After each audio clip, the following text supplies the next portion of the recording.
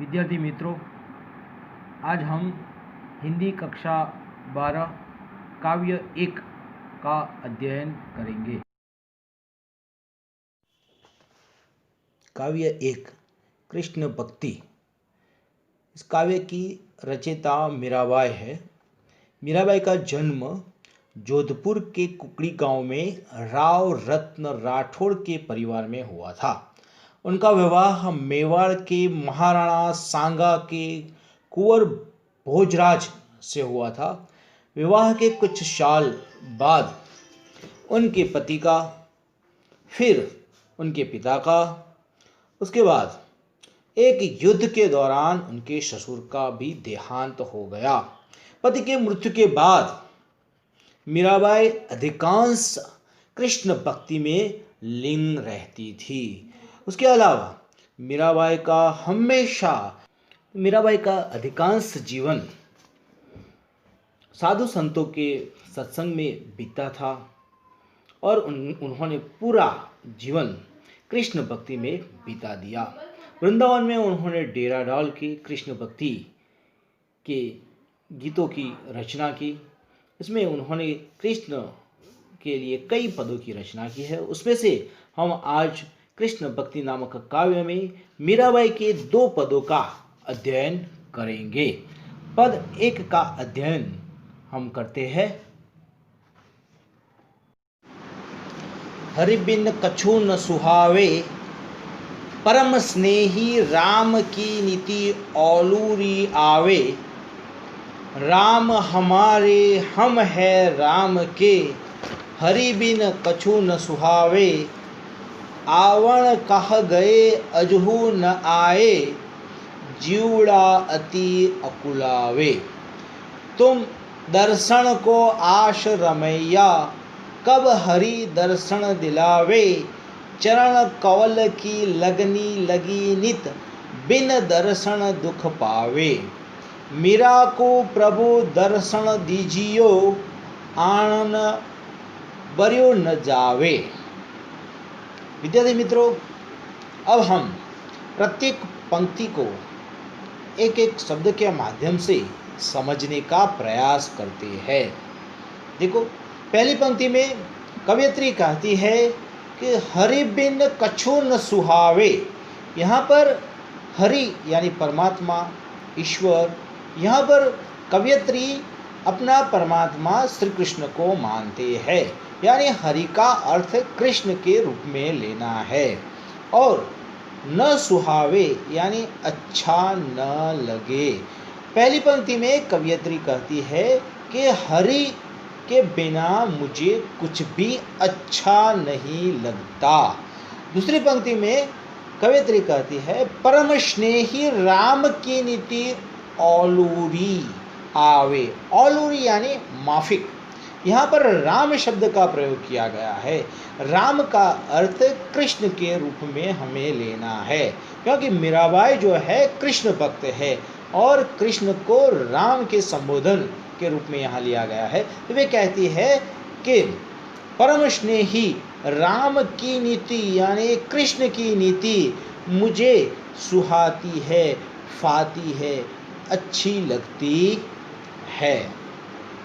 दूसरी पंक्ति में, आगे की पंक्ति में कवयित्री कहती है राम हमारे है हम है राम के, यानी कृष्ण मेरे है और मैं कृष्ण की हूँ। हरि बिन कछु न सुहावे, कृष्ण के बिना मुझे कुछ भी अच्छा नहीं लगता। आगे की पंक्ति में कवयित्री कहती है आवण कह गए अजहू न आए, जीवड़ा अति अकलावे। आवण यानी कि श्री कृष्ण आने का कह गए हैं, लेकिन अभी तक यहाँ पर नहीं आए, उन्होंने अभी तक दर्शन नहीं दिया, इसलिए जीवड़ा यानी मन अति उकलावे, अति व्याकुल हो उठा है उसे देखने के लिए। आगे की पंक्ति में कवयित्री कहती है तुम दर्शन की आस रमैया, कब हरि दर्शन दिलावे। हे श्री कृष्ण, मैं तुम्हारी दर्शन की आस लगाकर बैठी हूँ। कृष्ण तुम मुझे कब दर्शन देंगे? आगे कहते हैं कि चरण कवल की लगनी लगी नीत मुझे तुम्हारे, कमल रूपी चरण की लगनी लगी है, मैं तुम्हें देखना चाहती हूँ, तुम्हारा दर्शन करना चाहती हूँ। आगे कहती है बिना दर्शन दुख पावे, जब तक आपका दर्शन नहीं होगा तब तक मुझे दुख होगा, तो आप मुझे जल्दी से दर्शन दीजिए। मेरा आगे कहती है मेरा को प्रभु दर्शन दीजिए, हे प्रभु तुम मुझे, हे कृष्ण तुम मुझे जल्दी से दर्शन दीजिए। तुम नहीं जानते आपके दर्शन से आनंद बरियो न जावे, मुझे आपका दर्शन हो जाएगा तो मुझे अनहद आनंद होगा जिसका वर्णन मैं नहीं कर सकती। इस प्रकार इस पूरी पंक्ति का सारांश हम देखें तो हम कहते हैं कि प्रथम पद में कवयित्री यह कहना चाहती है कि श्री कृष्ण के वियोग में कवयित्री तड़पती है। मीरा की तड़प का एक प्रकार का भाव यहाँ पर बताया गया है, यहाँ पर अंकित किया गया है। कृष्ण के बिना मीरा को कुछ भी अच्छा नहीं लगता। मीरा कहती है कि कृष्ण मेरा है और मैं कृष्ण की हूँ, कृष्ण के बिना मुझे अच्छा नहीं लगता, कुछ भी अच्छा नहीं लगता। कृष्ण ने मुझे आने के लिए, दर्शन देने के लिए कहा था, लेकिन आज तक वे नहीं आए, जिससे मेरा मन अधिक व्याकुल होता है। हे प्रभु मुझे तेरे दर्शन की आस है, आप मुझे कब दर्शन देंगे? मुझे निरंतर आपके चरण कमल की लगनी लगी है, आपके दर्शन बिना मुझे दुख होता है। हे मीरा के प्रभु आप दर्शन दो, आपके दर्शन में मुझे जो आनंद होगा उसका मैं बयान नहीं कर सकती। कृष्ण के दर्शन पाने को मैं व्याकुल हूँ। मीरा उनके दर्शन न होने पर बहुत दुखी है।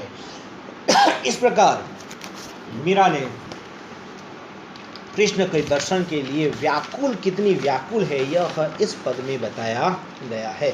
इस पद में संक्षिप्त प्रश्नों में आपको पूछ लूँ तो औलूरी, औलूरी का अर्थ होता है माफिक।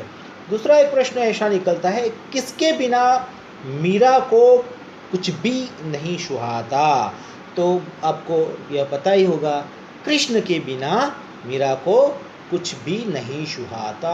एक संक्षिप्त प्रश्न एक और निकलता है कि मीरा को किसने आने के लिए कहा है, तो किसने कहा है?